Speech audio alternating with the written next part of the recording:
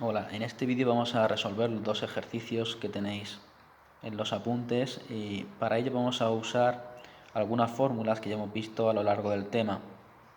La ley de Ohm siempre va a aparecer en los ejercicios, ya la conocéis. En la última clase también vimos la potencia eléctrica y también estudiamos el efecto Joule. Recordar que el efecto Joule consiste en que parte de la energía eléctrica se pierde o se disipa en forma de calor, y esa energía que se pierde en forma de calor la podemos calcular con esta fórmula, y también podemos calcular la potencia disipada con esta otra fórmula. Bueno, vamos a resolver el primer ejercicio.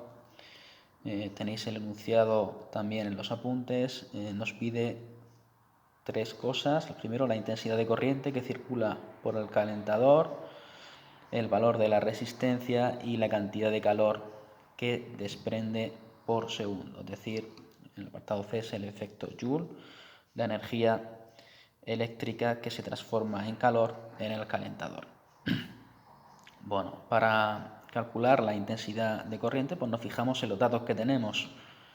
Si os fijáis aquí, el problema nos da la potencia del calentador eléctrico, que son 660 vatios, lo pongo aquí, y también la diferencia de potencial o la tensión, que son 120 voltios. Eso es lo que nosotros conocemos. Y en primer lugar nos pide calcular la intensidad de corriente eléctrica. Pues si os fijáis, conocemos la potencia, conocemos la diferencia de potencial y nos pide calcular la intensidad, pues podemos usar esta fórmula que vimos para la potencia eléctrica. Muy sencilla, solamente tenemos que sustituir los valores y despejar I. Aquí tenéis que despejar bien y es 660 entre 120 y el resultado es 5,5. Ya sabéis que la intensidad se mide en amperios. Bueno, eso sería el primer apartado, muy sencillo. Si os fijáis en los datos que tenéis y en las fórmulas, pues tenemos que usar esta, porque solamente nos falta conocer aquí la intensidad y los otros dos valores ya los conocemos. Bueno, el apartado B nos pide calcular el valor de la resistencia del calentador eléctrico. Ya conocemos la diferencia de potencial o la tensión y también conocemos la intensidad, que acabamos de calcularla ahora mismo. Pues para calcular la resistencia tenemos que aplicar la ley de Ohm. La ley de Ohm nos relaciona la resistencia, la diferencia de potencial y la intensidad. Por tanto, pues usamos la ley de Ohm aquí y el resultado nos sale 21,81 ohmios. Ya sabéis que la resistencia se mide en ohmios. Y por último, la cantidad de calor que se desprende por segundo, pues eso ya sabemos que es el efecto Joule, y para eso tenemos la fórmula que ya os he dicho. Aquí tenemos que aplicar esta fórmula. Y aquí cuidado, porque tiene que estar todo en las unidades correctas para que luego la energía nos salga en julios. La resistencia tiene que estar en ohmios, la intensidad en amperios y el tiempo, es importante, tiene que estar en segundos. Si en algún problema os da el tiempo en horas o en minutos, hay que pasarlo a segundos para que luego la energía os salga en julios. Eso es importante. Bueno, pues aquí ya todo lo tenemos bien. Como nos dice en un segundo, pues aquí ponemos 1 y luego sustituimos los valores que ya hemos calculado y nos sale una energía de 660 julios. Es decir, se pierde en forma de calor una energía de 660 julios.